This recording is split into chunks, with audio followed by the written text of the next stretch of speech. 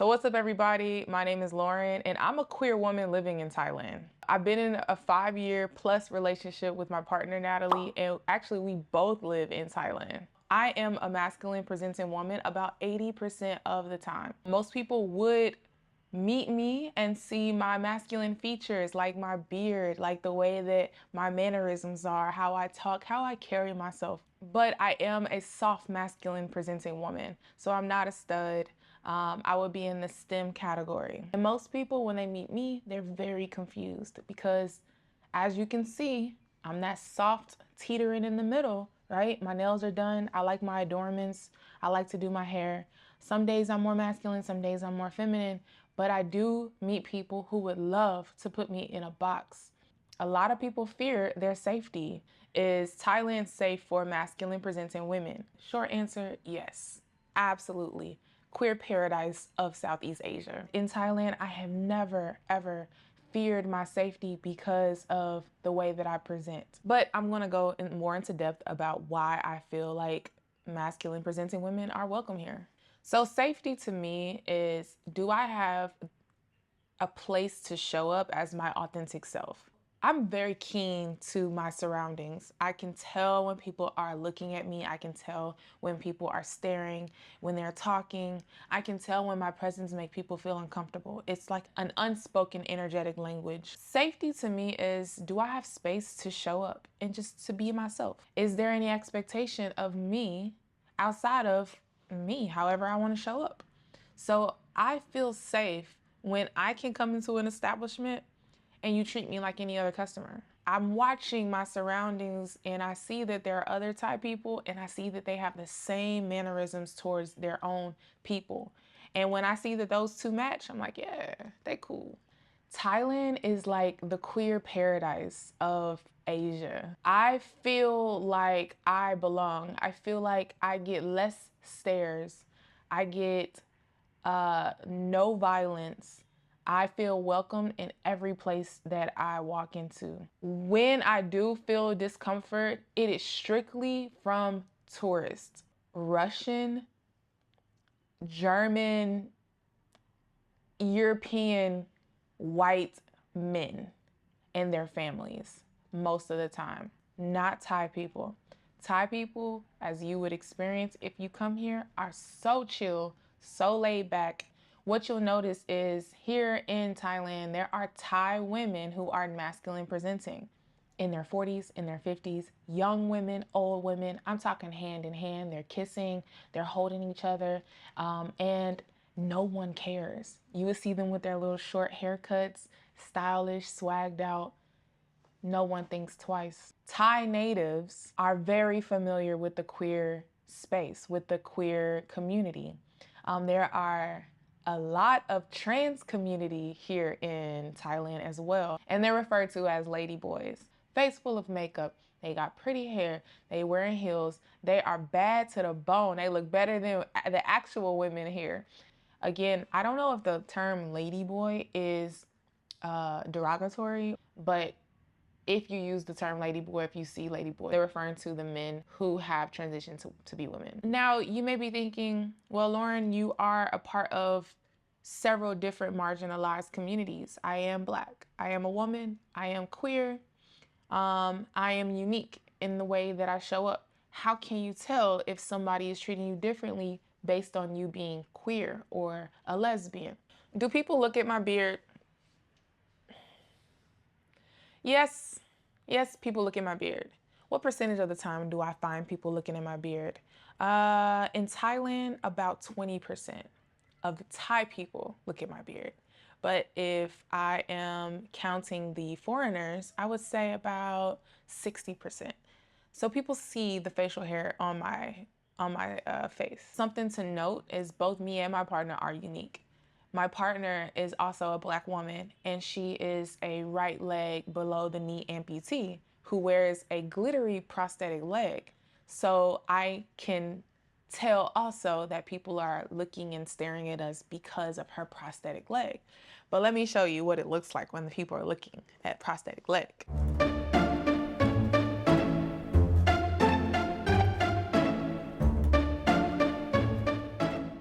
Some people people are unapologetic about it too. But when they're looking at us or when they're looking at me, they have more of a, I don't want to use the word disdain, but they're more serious when they're looking at me. And they're trying to gauge me and they're trying to read me. Like, is this a man? Depending on what clothes I have on, they're really confused because I'm a very pretty woman. Do I get treated differently because I am American? Absolutely. People are curious and they know Americans when they see them. But there's this understanding of who Americans are. Americans to them are loud. Americans are rich or have a lot of money. Americans are probably not the most educated out of the bunch. Do I get treated differently because I'm Black? I have not experienced that. What I have experienced is because I have a darker skin tone, they assume that I'm from Africa.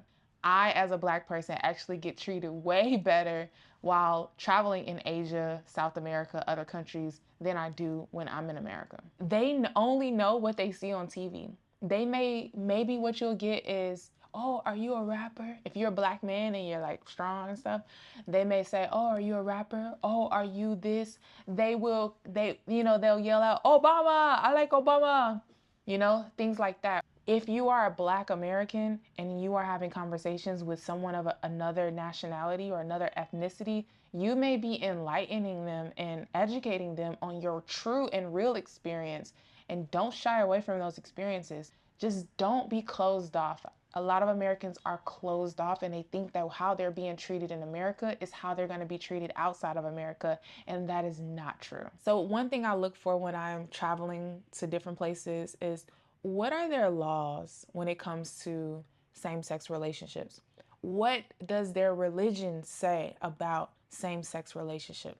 Do they have specific laws that state it is unlawful, you can get penalized, you can be imprisoned because you are in a same-sex relationship? In some places, I'm going to specify Dubai, if you show up and you look like you're trying to be a different gender than what you are, they will not let you into the country. So would I be wanting to go to Dubai? I used to want to go to Dubai, but because I am authentically myself and I allow my facial hair to grow, I am probably going to I'm probably not going to attempt to go because I don't want to be stopped at custom. I don't want to take off my mask and them see me and say, you're trying to be a man, we're not going to let you in. No, I'd rather not. I want to be able to express myself freely. And if I enter into a country that makes me limit and suppress different areas of myself, I don't want to go, because I've spent majority of my 20s and 30s being authentically me, because that is the way I want to express myself. And if countries find that disrespectful, I'd rather stay out of the country and travel somewhere else, like Thailand, where it's the land of the smiles, where they don't have harsh government rules. They have laws protecting same-sex relationships. So what's exciting about Thailand is recently they passed a law that recognized same-sex marriages, and they protect the unionship between same-sex couples. So, for example, if I got a long-term visa and I was married to my partner, then they would recognize our union and allow my partner to receive the same visa that I have, because they recognize it. Some countries don't recognize marriage. It doesn't matter if you were lawfully married in the United States. If you go to their country, they do not give you the same privileges as they do for heterosexual relationships. So you may be wondering, well, where do the queer folk hang out? Where can I go if I want to meet other queer individuals? You do have gay, queer, and lesbian clubs, okay? But here in Thailand, what I've seen is mostly gay clubs. And so those clubs and bars and spaces are really geared towards men. And do those places make me feel comfortable? Not really. I don't really want to hang out with a lot of Thai gay men. I live in Bangkok and I'm pretty sure there are plenty of lesbian spaces. I have not found one. I don't like to drink. I don't enjoy white spaces.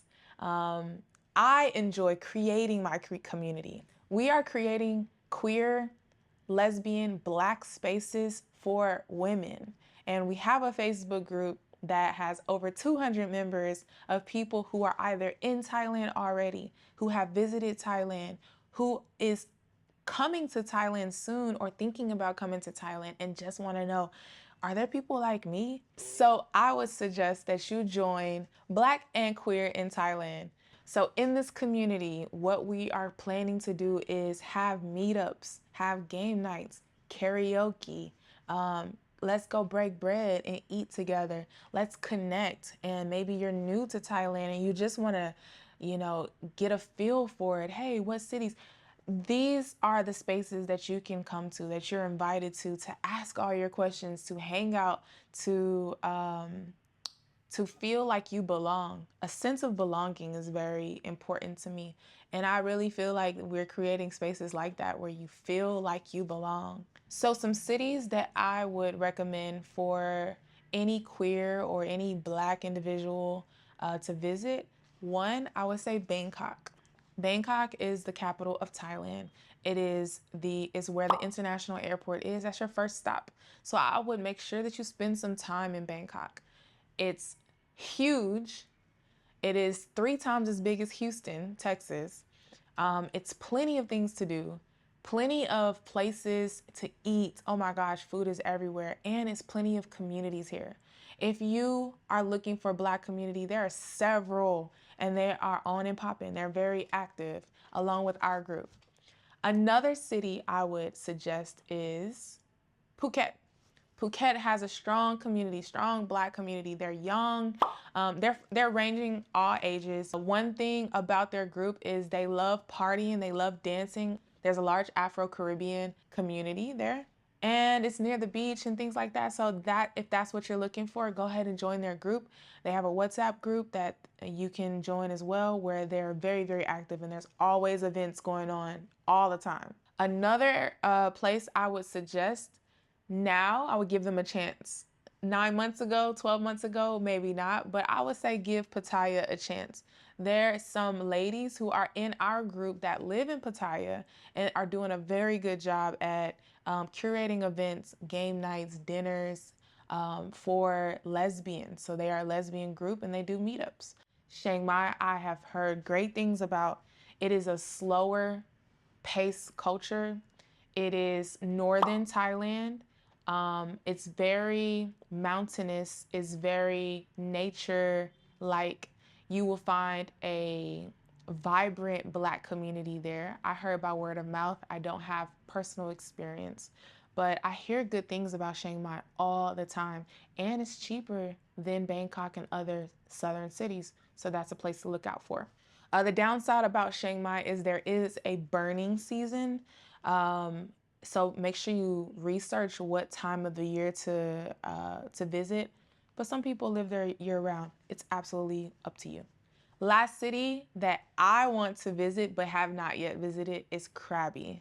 Krabi is southern. It's a mainland. It's huge. It's nature-like. It's family-oriented. If you're visiting, living, or moving to Thailand with your family, you may look into Krabi. I don't have a personal connection with the communities there, but I know there's a lot of people in Krabi. So those are my top cities that I would at least try out or, visit for 2 weeks to see how you like it. All in all, I love Thailand so much that I actually moved here. I've been here for 9 months and I absolutely love Bangkok. I like me being a 30-something-year-old person. I like the fast pace, but I also like that I can just chill out, hide out in my apartment. We live in a high-rise condo. It's right off the BTS Green Line. I love everything about Thailand. Thailand is not just safe for masculinely presenting women. It's a place where you can feel free to be yourself. If authenticity is your jam, this is the place to be. I think everybody should experience what it feels like to be free, where you can fully express yourself and not worry about who's looking at you, if you're going to be reprimanded by laws or government or police. I feel like I have thrived just by being free, just by not feeling the shackles of needing to close myself into a box. I live free, I live loud, and I live authentically. And it has been the best decision of my entire life. I recommend all masculine presenting women to visit Thailand at least once.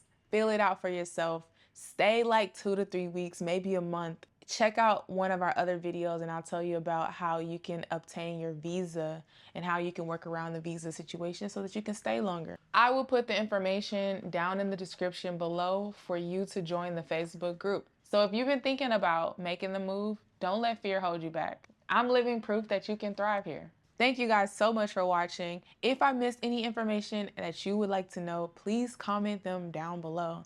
And I'll see you again for another video.